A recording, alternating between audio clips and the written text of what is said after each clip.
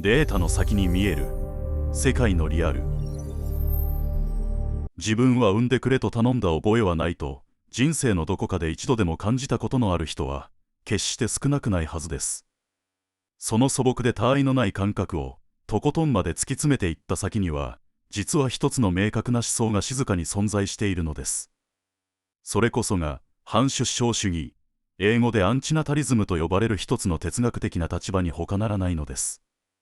はじめに一つだけはっきりとさせておきたいのは、この動画がその思想を誰かに勧めるものではないということです。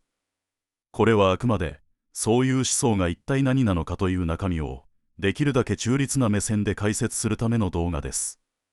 そして当然ながら今を生きている人の性を否定するものでも、誰かを傷つけるためのものでも決してありません。なぜこの思想が歴史の中で生まれ、そしてなぜ今静かに語られ始めているのかを論理と背景からたどっていきます。賛成でも反対でもなく、まずはその思想の中身そのものをできるだけフラットな気持ちで一緒に見ていきましょう。チャプター1、反出生主義とは何か。反出生主義とは、ごく簡単に言ってしまえば、新たにこの世に設けることを否定的に捉える立場のことです。人を新しくこの世へと生み出すというその行為そのものに、深い倫理的な問題が含まれていると考えるわけです。ここでとても大切なのは、これが決して子を持つ人を非難するための思想ではないというはっきりした点です。ここで問われているのは特定の個人ではなく、人を生み出すという行為そのものの是非の方にあるのです。また、これは世間でよく言われる子を持たない選択ともはっきりと区別しておく必要が確かにあります。子を自分では持たないという生き方は、必ずしも出産そのものを倫理的に否定しているわけではないからです。それに対して反出生主義は、出産という行為そのものを正面から問いの対象として真剣に据えていくのです。つまりこれは、単なるライフスタイルや好みの話ではなく、あくまで一つの倫理的な主張だということです。では、この一見すると過激にも見えてしまう主張は、一体どこから生まれて育ってきたのでしょうか。チャプター2、生まれない方がいいの系譜。生まれてこない方が良かったという感覚そのものは、実のところ決して新しく登場したものではありません。すでに古代ギリシアの悲劇の中には、その思想のはっきりとした影が色濃く刻み込まれているのです。劇作家のソポクレスは、生まれてこないことこそ何にも勝ってよいという言葉さえ作品の中に残しています。時代がぐっと下ると、哲学者のショーペンハウアーがこの世界を苦しみに満ちたものとして描き出しました。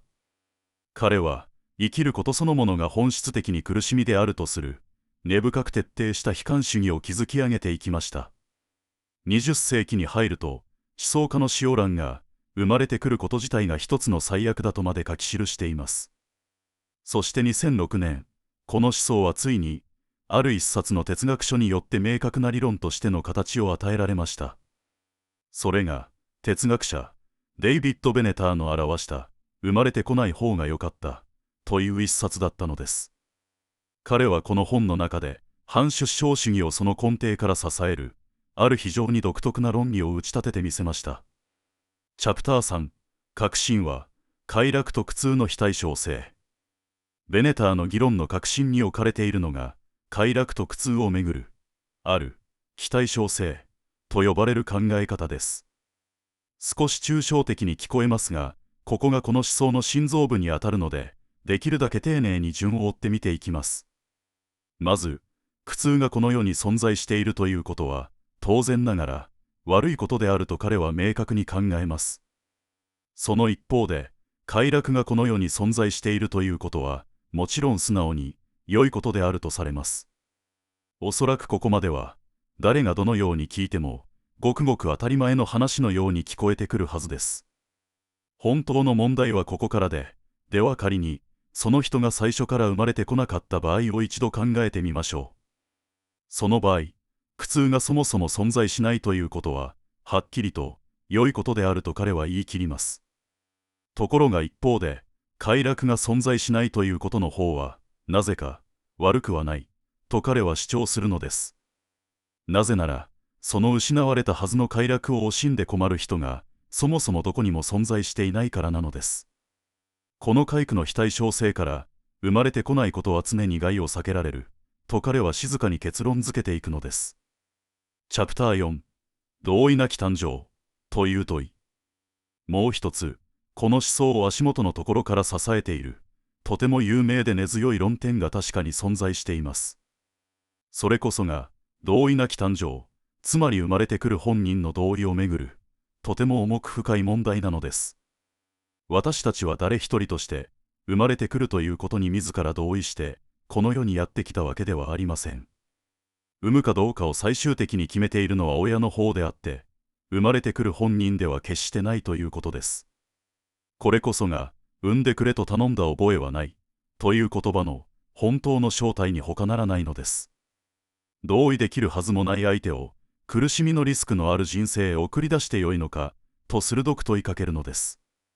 人生には、本人の意思とは全く無関係に、避けられない苦痛や危害のリスクが必ずついて回ります。その重さを、本人の同意のないまま一方的に背負わせてよいのか、というためらいがそこにはあるのです。これは単なる感情論などではなく、それなりに筋の通った、一つの真剣な倫理的問いだということです。チャプター5、なぜ、今広がるのか。では、なぜこの古くからずっとある思想が、今になって静かに広がりつつあるのでしょうか。その背景には、現代という時代ならではの、いくつかの根深く複雑な不安があると考えられています。一つには、先の見えない経済的な将来不安や、終わりの見えない格差への深い悲観があるのです。さらに近年では、深刻化する気候変動への不安が、子を持つことをためらわせるという例も増えています。インターネットや SNS の上では、こうした思想を静かに語り合うための場も、確かに生まれてきています。同じような思いを密かに抱える人同士が、以前と比べてずっとつながりやすくなったということです。ただし、その実際の広がりの大きさそのものを、過大に評価してしまうことだけは禁物だと言えます。はっきりと反出生主義を掲げている人は、今のところまだ社会の中の少数派にとどまっています。それでも、その根本的な問いかけそのものは、今多くの人の心に静かに深く刺さりつつあるのです。チャプター6、それでも残る、強い反論。では、この思想に全く反論が存在しないのかというと、もちろん決してそんなことはありません。まず多くの哲学者たちからは、あの皆苦の非対称性そのものに対して強い批判が出され続けています。快楽の不在は本当に悪くないと言い切ってしまってよいのかという極めて根本的な疑問です。そもそも存在すらしていない人について損も得も語ることができるのかという鋭い指摘もあります。次に、生きるということそのものが持っている価値の側からのとても力強い反論も存在しています。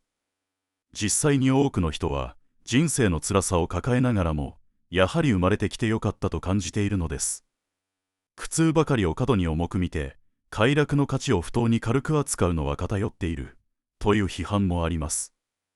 さらにこの思想は現実の社会の中ではとても実践しきれないという現実的な指摘も存在します。そして何より大切なのはこれは決して自殺を進めるための思想ではないというはっきりした点です。ベネター自身も生を新たに始める価値と今ある生を続ける価値とは別のものだと区別しています。エンディング、答えではなく問いを残して。反出生主義はおそらく多くの人にとってにわかには受け入れがたい思想として映ることでしょう。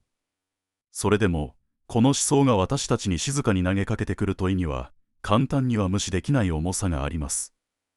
私たちは一体なぜ人を新しく生み出すということをこれまで当然のことと考えてきたのでしょうか。その問いの前で一度だけでも立ち止まって考えてみること自体にきっと確かな意味があるはずです。この動画はその問いに対する特定の答えをあなたに無理に押し付けるためのものではありません。あなたはこの重く静かな問いを一体どのように受け止めることになったでしょうか。ぜひあなた自身の率直な考えをコメント欄で聞かせてもらえたらとても嬉しいです。最後までご視聴いただき本当にありがとうございました。